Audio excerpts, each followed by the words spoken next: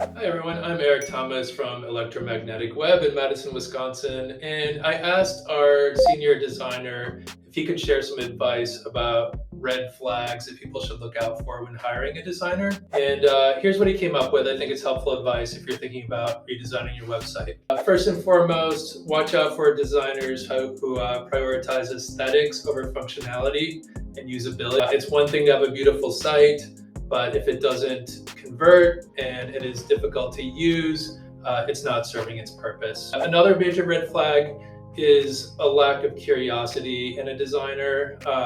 When you talk to a designer, they should be asking lots of questions. They should try to get to know your business, your customers, what you're trying to achieve.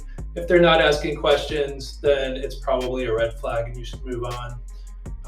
Sensitivity to feedback is another one. This one's hard to spot when you're interviewing candidates to redesign your site. But if you sense they have a big ego, if they know the answer to everything, that could be a red flag. You want to look for people who ask lots of questions again, people who display some sense of humility, so that you know they're not just going to be immune to feedback and constructive criticism. Another thing to look out for is consistency in their designs.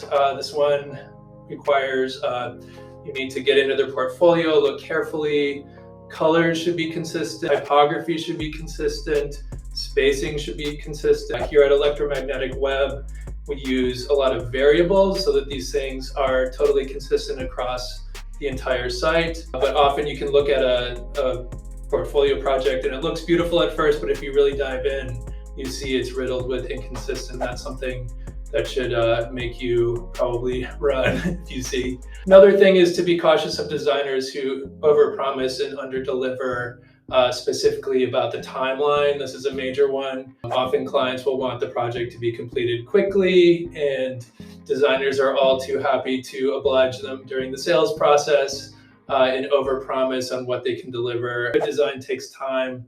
Don't rush it as a client. Make sure if the designer is telling you this is going to take several weeks to do well, make sure that you listen to that designer and try to come up with a realistic schedule. So that's it. There you have it. Ultimately, recognizing these red flags hopefully will save you a lot of difficulty and heartache as you approach your website redesign. Again, thanks for listening. Until next time.